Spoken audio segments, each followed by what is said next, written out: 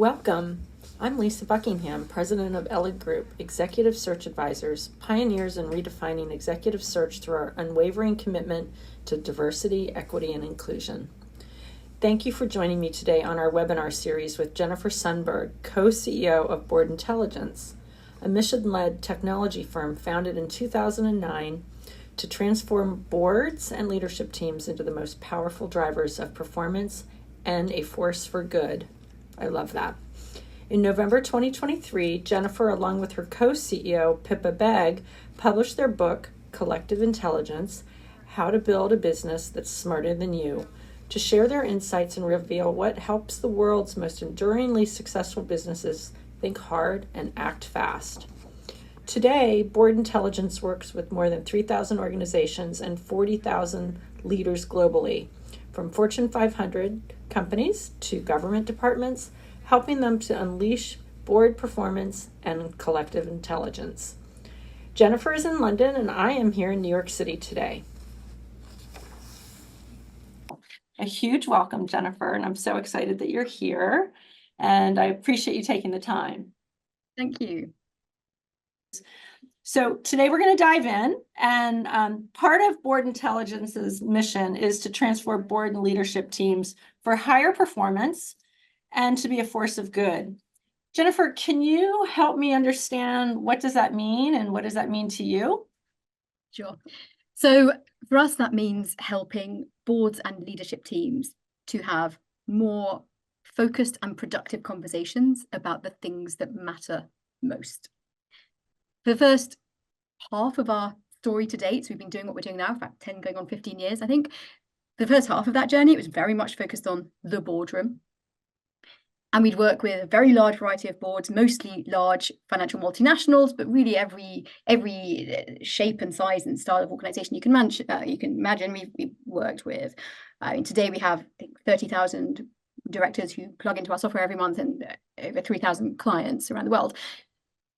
But what we realized, I say about halfway into our journey, was that even when we were having the most impact, even when we were working with a board that we could truly confidently believe was operating at full pelt, we could see that it wasn't enough, and that boards are incredibly bottlenecked. Even the most high-performing, high-functioning boards, incredibly bottlenecked. If you're governing a large multinational, and these days, this day and age, it's the fast that eat the slow, not the big that eat the small. So if you're going to win and sustain your position, channeling all of the most important decisions in your organization up to the top, up to the board, no matter how high functioning it is, it's just not going to work. One of our clients actually said to us, I need a horizontal board agenda for all of my number one board priorities. There are just so many of them. So the realization we had was that actually you got to get every level of the organization capable of having the conversations that matter most and taking really good decisions off the back of that. And so the playbook that we developed within the boardrooms of many of the most demanding organizations in the world, today that playbook is used at every level of our clients' organizations.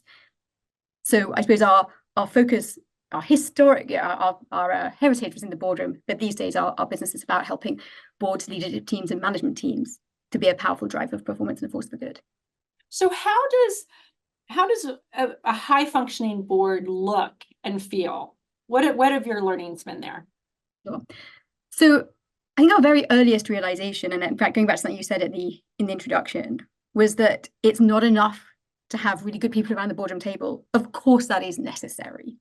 The war is lost if you don't have the right skill set, the right capability, the right will to do a good job of what needs to be done. You need the right people around the table, but in the absence of the right information, those people are blindfolded.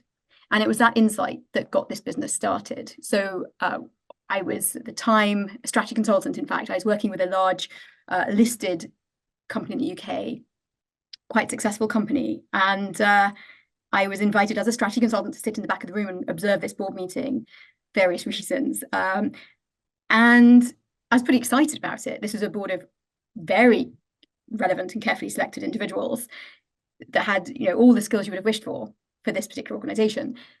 And I knew they had some big strategic challenges to grapple with, which is why I was working with them. So this was the ingredients of a great board meeting, some really great people, some really meaty, challenging issues. And I sat there in this board meeting waiting for this extraordinary conversation to play out. And it never did. 3 hours ticked by, and in those 3 hours, they never got around to talking about any of the things that really mattered. Why? Well, because the information that went into that boardroom, the presentations and the giant deck that sat in front of every board director that I was told is the board deck, it was stuffed full of every imaginable cut of backward-looking financial and operational detail. And through the course of that meeting, they just very studiously worked their way through it. After the board meeting, they had lunch. They started to discuss the stuff that really mattered. In the board meeting, it was drowned out by the information flow. And that was when I first had this insight that the information drives the conversation. So if the information flow is backward-looking, operational, a whole set of weeds, the conversation will be backward-looking and quickly get stuck in the weeds. And you and I talked a bit about that, and you talked about the proverbial canary in a coal mine, Right.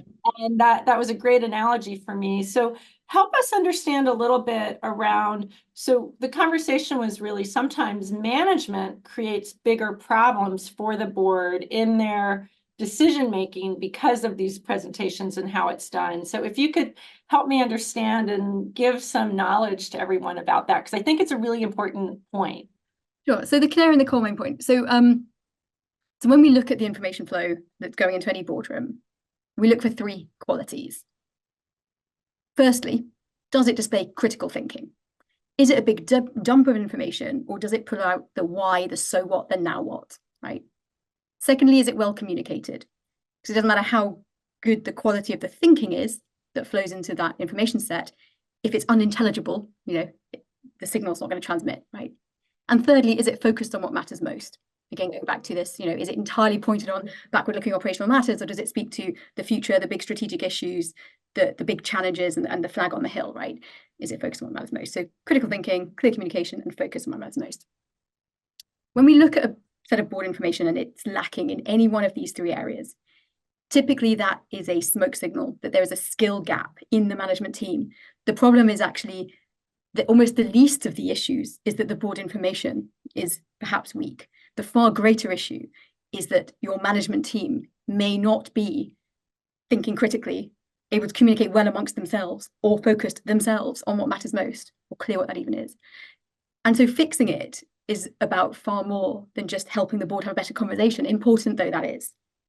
And that's partly, again, why our focus these days has gone much broader beyond the boardroom. Right. It's also the only way that you can tackle that bottleneck challenge that I mentioned, the only way that you can help more of the important decisions to be taken outside of the boardroom and then taken much, much more quickly, is if the board has confidence that the management team is strong in those 3 areas.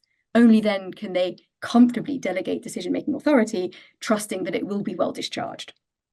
And so, Jennifer, are there times that you or Pippa, you consult to a board and a management team together to help get better operating principles or operating mechanisms for that board? Yeah. So throughout our history, the beneficiary may at times be the board, but the people that we work with is always the management team. Sometimes we work with the management team pointing downwards because they want the senior leadership team of an organization wants to better or upskill and build capabilities through their organization around critical thinking, communication, and focus. Sometimes we're brought in because the challenge is the board conversation, and a client who perhaps feels that their board deck is not cutting it, it's not doing the job they need it to, and we're brought in to build these 3 skills in service of the board deck and the board conversation. But it goes both ways. But in either event, it's the management team that we work with. Yeah. So in those learnings and helping coach management teams to have less dense presentations and have more quality information so the board can make a thoughtful decision, especially for these critical decisions that they're making. You used a term when we talked last month about you can murder a good idea. So can you help our listeners understand how they can better shape their presentations or their messaging for the board? Absolutely. So you're right. The second principle is clear communication. And one of the things that we realized is that an awful lot of what goes wrong in reporting, it's that we're taught at school and at university, a whole set of received wisdom about how to communicate clearly that is wholly unhelpful in the workforce, in the workplace. And so most of our principles are about unlearning. Yeah. We just written a book, in fact, is our book. Yes, I can. Yeah. How to build a business that's smarter than you. And we boiled it down to 5 core communication tenets or communication principles that we see as wholly unhelpful and need to be ripped up, thrown in the bin, and replaced with 5 new ones. Mm-hmm. You mentioned, can I give some advice for how to better present in the boardroom? Well, one of our recommendations is stop presenting in the boardroom. And that actually, whilst there is a place for the PowerPoint deck, absolutely. I mean, there's the rousing town hall speech you want to give at the start of the year. There's the sales deck you want to pitch at a prospect, for sure. There is a place for PowerPoint. But in our view and in our experience, PowerPoint presentations are a very poor communication medium for the boardroom for a few reasons. So in the scenario where you stand up to deliver your deck, to stand up and you present your presentation, you're using up incredibly valuable meeting time presenting what could have been shared in advance. And when you've got a board together, a board of really individually very expensive people, you want to use your time with them in the room to progress the collective thinking, not to communicate to them in a one-way stream what could have been communicated in advance. The other challenge is, you mentioned that you can murder a good idea. Yeah. Too much of a board's assessment of what is being presented to them will be shaped and influenced by the quality and the charisma of the presenter, rather than the quality of the thinking standing or falling over on its own merits. So our recommendation is yes, there is a place for PowerPoint decks, but not in the boardroom. No. Prepare a self-explanatory briefing note, submit that to the board in advance, using full sentences, full paragraphs. The benefits actually go beyond the quality of the communication to the reader. It's also a discipline for you as an author, as a member of the management team, crafting that. The discipline and the challenge of formulating full sentences and whole paragraphs forces you to challenge what you're reading as you write it, and helps you to spot and then iron out the wrinkles in your own message, the gaps in your own logic chain. It's such a really good exercise for all of us, whether it's a board meeting or really writing a strategy document. It creates those questions in your mind that you should be able to answer well before you're putting that thought document together. Process of externalizing the thinking that's in your head. In your head kind of makes sense. Mm-hmm. You externalize it on paper in preparation for a board meeting, in preparation to submit that briefing note. And you suddenly realize that actually that strategy you thought you had nailed down, actually there are gaps, and actually you're not quite sure what you think after all. The most value that we have is when the management team say to us, I got value from the process itself. Yes, the board end up with a really crisp, clear communication that drives a better meeting. Yes, but the biggest win is when the management team think more deeply, plug gaps in their own time ahead of the meeting. That's the real value that this is about delivering. Yeah, and I find that boards are collectively way more happy when there's great information that creates great strategic dialogue and easier decision making. So that's really what you're trying to help people do. So really important. So you mentioned your book, so I just want to speak a little bit about it. The title is Collective Intelligence: How to Build a Business Smarter Than You. It was recently published in Europe. And I'd love to know, how is that going? And, what learnings have you had from publishing that? And then we'll talk about at the end how people can find your book in the United States and when, because it's coming in March. But would love to hear your experience so far with the book.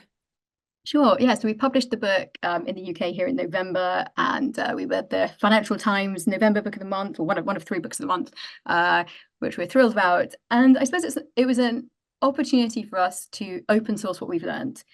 So I think our experience over the last, just over a decade, has given us access into boardrooms around the world in a way that, is pretty privileged access, right? Boardrooms are by necessity very confidential, and happens behind closed doors, often wood paneled closed doors.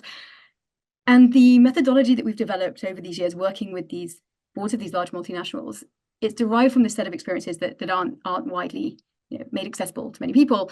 And we want everyone to do things the board intelligence way, right? The methodology we've developed, question-driven insight, all about how to build the skills and the habits around thinking critically, communicating clearly, and focus. These are of value to everybody. And in our view, as a world, we do less harm when we can see the full picture, when we think about the full picture. And it is in all of our interests to help everybody to engage with these three principles, to build muscles around thinking critically, communicating, and focus. So so we were really excited to share more of this. Whether you're a board intelligence client or not, our secret sauce is now out there and available, and the more people that adopt it, in our view, the better for everybody. Yeah, and Jennifer, it's a terrific read and it's a fast read, and congratulations for that. And excited for you to continue sending those messages to leadership teams, because I do think it will help shape governance, better board governance, and more thoughtful ways to have dialogue with the boards. I'm going to switch gears a little bit and ask you, what are your thoughts on generative AI impacts in the boardroom? Where are you on that? Sure. So AI touches the work we do very directly. So, I mean, the world, it's all very fast moving, right? So, a statement that I make today may be true today, it may change by tomorrow. But so we see AI as an incredibly powerful aid to a lot of the work that we're invested in. As it stands today, AI has certain deficiencies, right? Around moral compass, judgments, and to some extent certain forms of creativity. But it also has huge amounts of value to offer in many areas. So we use AI directly in our work as an ancillary, as an aid to management. So when our clients sit down to craft their briefing notes for the board, we have an AI-powered software tool that will challenge you around the quality of your critical thinking. It'll spot gaps. For example, if your paper is entirely backward-looking, we use AI to nudge and poke you to consider the outlook and the implications of the information you're sharing. Or if you're presenting a business case and you haven't discussed the risks, again, you'll get a poke that there's a critical thinking gap there. We also use it to point out where your phrasing is hard to read, where the communication is poor, and to offer tools to help fix that, right? So we see it as a sort of almost a mashup between, or the AI product we've built is a sort of mashup between sort of Socrates as the sort of critical thinking challenger and just sort of Fleet Street editor. Sorry, Fleet Street may not carry it. So your newspaper editor nudging you to communicate more clearly, and in that it's a huge aid. But what we don't recommend with AI as it stands today is delegating decision-making authority to AI. So we see it as an incredibly powerful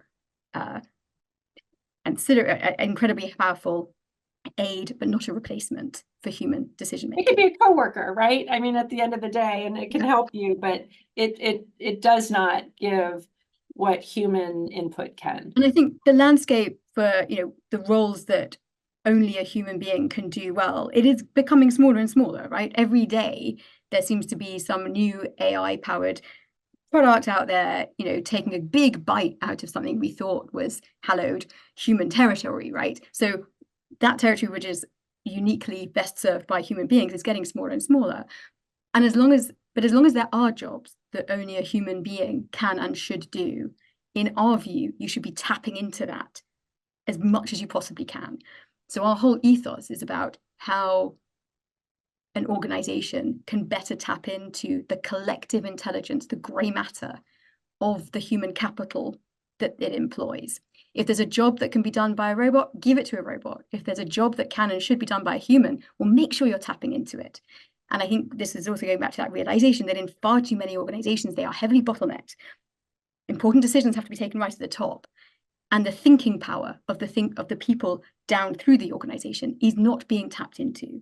It's not being exercised. That muscle isn't being developed, isn't being built, and isn't being used. So, as I say, if you're going to employ people, why waste it? Why waste that human capital? And if you don't believe the human capital exists, well, fine, trade it for Right. AI. But Yeah. but most of the time, I think, there are plenty of jobs today where we don't believe AI is there yet. Whether it ever gets there, I don't know. I can speculate, depending on what I've last read. I believe that it's going to get there quite soon, or I'm more cynical. But what I do know to be true is that today there are, this matter of judgment and moral compass and being able to imagine alternative futures in a way that humans are best placed to do. We need to better empower humans to do that to the full extent of their abilities. Jennifer, how have you seen organizations really successfully tap into the deeper thoughts in the organization and bring talented ideas in back further, so everybody knows that they're adding tremendous value to the organization? What have you seen? Yeah, well, I can share certainly what we do and what we see as a result of that. So our whole methodology, question-driven insight, is all about how you help build the confidence and the habit in all of your people in thinking more and thinking deeply. And we do that, the critical thinking piece for us is all about building a culture of questioning. So there's a great Einstein quote: if I had an hour to solve a problem, I would spend the first 55 minutes identifying the real question to answer, because once I've identified the question, I can answer it in 5 minutes. So questions are powerful. Pretty much every great discovery or invention throughout history, throughout time, it's a result of someone identifying a question that nobody else had ever thought to ask and answer. And questioning is an innate human quality, right? We're all born questioners. We all know, anyone with a toddler around knows that, kids ask questions like hundreds a day. Apparently, according to a Harvard research study, a toddler asks about 100 questions a day, but it's beaten out of us, right? Again, back to, one of the flaws of our education system, it is, questioning is beaten out of us. We are rewarded at school and at, sorry, you call university school, don't you? Sorry. We are rewarded throughout our formal education for knowing the answers to questions, and not just any answer, but very specifically the answer in the back of the examiner's booklet. Go find the scope for creativity or originality in that. So we lose the habit of questioning. Yeah. And a lot of what we do is help our clients and their workforce to get their questioning mojo back. We do that by looking at one of the set pieces, or many of the set pieces that are already scheduled throughout the calendar of any business cycle. So your monthly management reports, your board meetings, your annual planning cycle, your approval requests for investment or project planning, all of those set pieces that are already scheduled, already in the diary, typically seen as a break on productivity, right? Typically they're seen as getting in the way of me doing my real work. They're a pain, right? We refactor them all, completely rip up the way those rituals are currently fulfilled, and we repurpose them into the place for deep critical thinking and questioning. And we work with our clients to develop this quite new style of preparing for each of these set pieces that begins with identifying the set of questions that you, as a member of the management team, believe are the critical questions at the heart of whatever it is you're doing. So if it's your plan for next year, what are the critical questions that you believe are at the heart of that? If you're preparing a report on progress so far this year, what are the critical questions you believe you need to answer to shine a light on that? And getting everybody into the habit of starting not with what is the information that I can serve up, but first of all, pause, think, what are the questions? Right. In that, the sub-questions and the sub-sub questions, and building out a map of questions. It's actually not that hard, but it is not in the habit of most people to do this. And it gets a lot easier the more you do it. For a lot of our clients, what we'll do to help kick this off, kind of kick the ball to get it moving, is we'll develop sets of questions as a starting point. We call them a QDI play, a question-driven insight play. So if I'm writing a performance report, here is a really good starter for 10 set of questions to pick up, engage with, and consider. And in the process, identify some more questions perhaps that you think are pertinent, that only you would know were pertinent to what you're meant to be tackling. So building this, so we turn reporting and planning into the place for firstly identifying questions and then thinking deeply in response to them. Wonderful. That's super helpful. And that we spoke a little bit about this when we were preparing, and we did get into what's happening in schools and universities and broader, even outside of corporates, corporations. So moving a little bit away from business intelligence and moving a little bit away from your upcoming book in the United States, what are your thoughts about disinformation or misinformation versus critical thinking? And you were digging into that a little bit, but I'd really like, I thought you had such a great point of view here. I think our listeners would love to hear that. Thank you.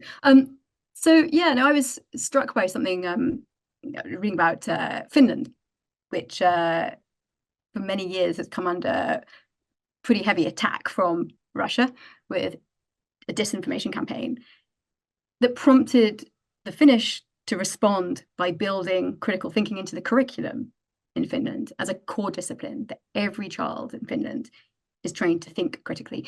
And I suppose, a lot of the work we do at Board Intelligence is focused on helping every layer of the management team and all the way down actually, an organization to think critically in service of, better decision making and long-term business success. But I suppose that's, there is a far bigger need for this than simply commercial success, important that is for those businesses and for society. But one area I'm really engaged in right now and exploring with colleagues here is how we might go beyond that, how we might explore the role of critical thinking in schools and education, where, still a huge emphasis is placed on knowing stuff, right? And back to your point about AI is incredibly good at regurgitating facts. Right. But this issue of questioning everything is a skill set, a capability set, a habit that is far more important than just the commercial success of our businesses. And really, it's a core skill that I think we would wish in society. I mean, it's terrifying, isn't it? The extent to which information these days is drawn from from Facebook, from TikTok, etc. Yeah. And I read an interesting blog just last week that said that actually, if you invite somebody to fact check information that they've gleaned off whatever source, fact checking on Google will often take you further down the rabbit hole of misinformation. Right. Yeah. Even if fact checking, you can't trust to be no. It will be so fascinating to see where you take this thought as well, because you've taken so many amazing ideas and made them into fact and learnings for leadership teams and boards and the human race. So that's really cool. Well, I mean, the power of questioning is not to be underestimated, right? We all kind of know that. But I think it's not, as I say, I think that the success of Western democracy really does depend on building this muscle in society. Yeah. Well, we said that if we had time at the end, we were going to speak a little bit about how it is working as a co-CEO with Pippa. And you're both senior female executive role models. And we would love to hear, how does that look? How does it feel? How does it feel to the organization for you and Pippa?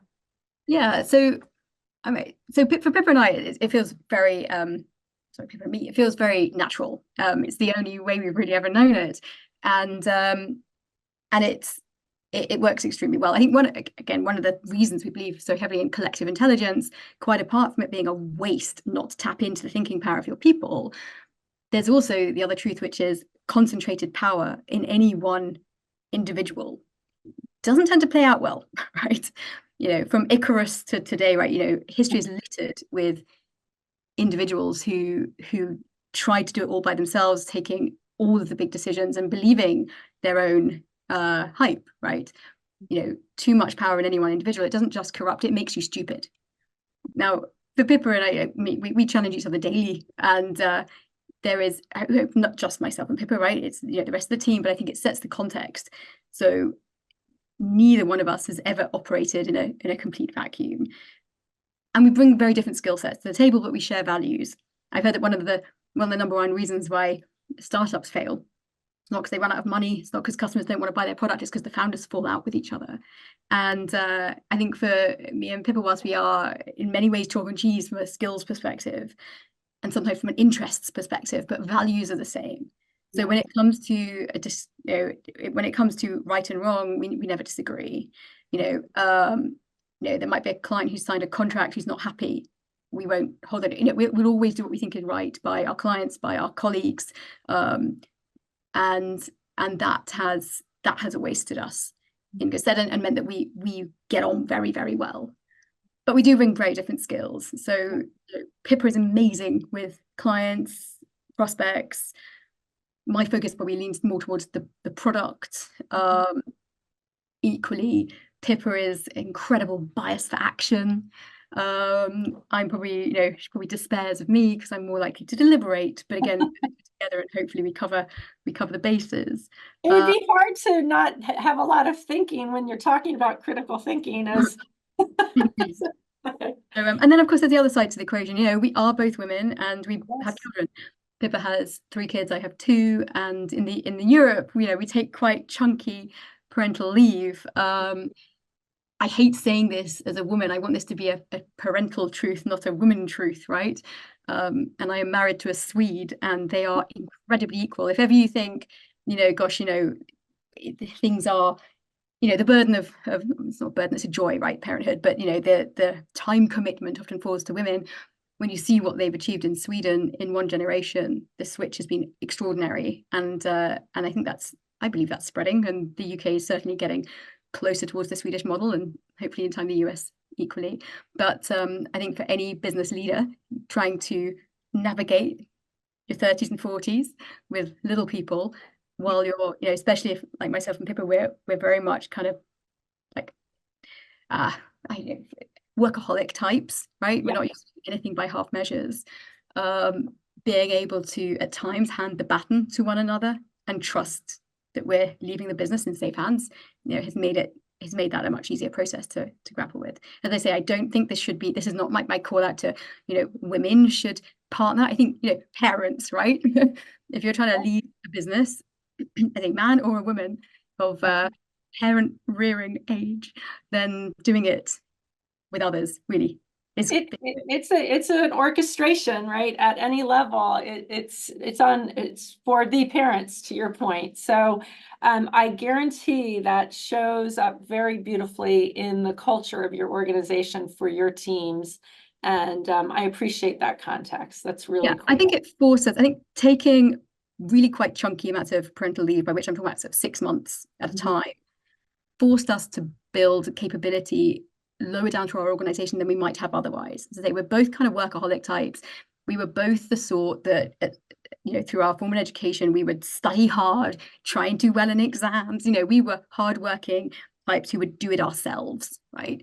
Neither of us were born delegators. Right. For both of us, the challenge of disappearing off for a chunk of time and needing the business to not just survive, but to thrive in our absence required that we went quite against our natures and empowered and developed others to fulfill roles that we might have wanted to think only we could fulfill. So it forced us to really test out a lot of our theory firsthand. And the business rocketed in our absence. What that says about us, I don't know. But the business has both been away quite quickly, and sometimes overlapping. Actually, I'm glad we've always passed the baton, but we've both been away on parental leave at times at the same time, and it hasn't held the business back, not one bit. Yeah, it says so much about you and Pippa and your organization. I want to thank you so much for such a thoughtful conversation today. Best of luck with the book launch, and we will talk about that more. At the end of the webinar, I'll include information for your website, your contact information, as well as where they can purchase the books. And I'm sure a lot of boards will be very interested, and leadership teams will as well. And do you have any last thoughts before we say our goodbyes for today?